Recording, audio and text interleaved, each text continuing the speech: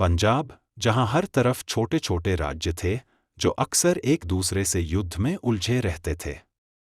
बाहरी आक्रमणकारी, खासकर अफगान, बार बार पंजाब पर हमला करते थे और तबाही मचाते थे। एक छोटे से गांव में एक बालक ने जन्म लिया जिसका नाम था रणजीत।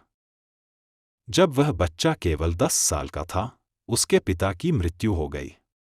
उसके बाद वह एक जिम्मेदार योद्धा बन गया और छोटे बड़े युद्धों में अपने साहस और रणनीति का परिचय देने लगा। रणजीत के चेचक की वजह से उसकी एक आंख की रोशनी चली गई थी, लेकिन उसने अपने साहस को कभी कम नहीं होने दिया। इस बालक में वो आग थी जो एक दिन पूरे पंजाब को एकजुट कर देगी।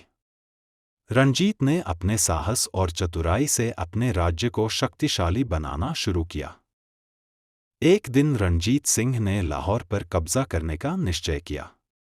लाहौर, जो उस वक्त पंजाब का सबसे प्रमुख शहर था, और रणजीत जानते थे कि यदि वह लाहौर को अपने अधीन कर लेते हैं तो पंजाब को एक नया जीवन मिल सकता है।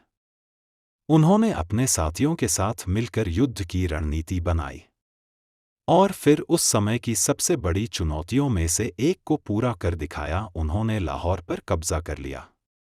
लाहौर के लोग उन्हें महाराज रणजीत सिंह के नाम से पुकारने लगे। लेकिन रणजीत सिर्फ एक योद्धा नहीं थे, वह एक दूरदर्शी राजा थे। उन्होंने न केवल पंजाब को एकजुट किया, बल्कि अफगान आक्रमणकारियों और उनके हमलों से भी अपने राज्य की रक्षा की। महाराज रणजीत सिंह ने एक ऐसा साम्राज्य खड़ा किया जिसमें हिंदू, सिख, मुस्लिम सभी साथ मिलकर रहते थे। वह सभी धर्मों का आदर करते थे और न्यायप्रिय थे। रणजीत सिंह ने अपने राज्य की सीमाओं को और मजबूत किया, पेशावर और मुल्तान को अपने साम्राज्य में शामिल किया और एक अद्भुत सैन्य शक्ति का निर्माण किया। उनकी सेना में न केवल सिख बल्कि हिंदू और मुस्लिम भी थे, और हर कोई रणजीत सिंह के साहस और न्यायप्रियता के प्रति समर्पित था।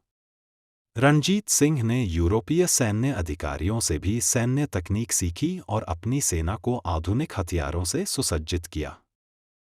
रणजीत सिंह का साम्राज्य इस कदर मजबूत हो चुका था कि अंग्रेज भी उससे भय खाने लगे थे। रणजीत सिंह को मालूम था कि अंग्रेजों से टकराव पूरे पंजाब के लिए खतरा बन सकता है, इसलिए उन्होंने कूटनीति का सहारा लिया। उन्होंने अंग्रेजों के साथ सतलुज नदी को सीमारेखा बनाकर एक संधि की। संधि के अनुसार अंग्रेज पंजाब के इलाके में दखलंदाजी नहीं करेंगे। इस तरह रणजीत सिंह ने अंग्रेजों के साथ शांति बनाए रखी, लेकिन कभी भी अपनी स्वतंत्रता का समझौता नहीं किया। रणजीत सिंह ने अपने राज्य में जनता के हितों का हमेशा ध्यान रखा। उन्होंने स्वर्ण मंदिर का पुनर्निर्माण कराया और उसे सोने से मढ़वाया। इसके बाद स्वर्ण मंदिर न केवल पंजाब बल्कि पूरे देश का धार्मिक और सांस्कृतिक केंद्र बन गया। रणजीत सिंह का दरबार विद्वानों, कवियों, संगीतकारों और कलाकारों से सुसज्जित था। वह न्यायप्रिय थे और लोगों की समस्याओं को ध्यान से सुनते और तुरंत समाधान करते। हर धर्म और जाति के लोग उनके शासन में खुशहाल जीवन जीते थे। 1839 में महाराज रणजीत सिंह का देहांत हुआ। उनकी मृत्यु के बाद उनके साम्राज्य को धीरे धीरे अंग्रेजों ने अपने कब्जे में कर लिया, लेकिन रणजीत सिंह का नाम और उनकी वीरता आज भी लोगों के दिलों में जिंदा है।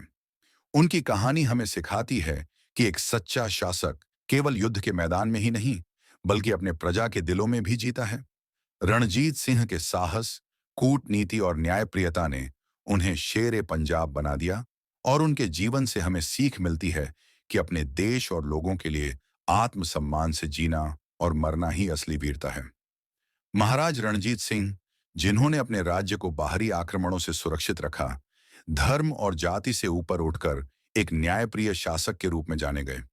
उनके संघर्ष और त्याग की कहानी हर भारतीय के लिए प्रेरणा है।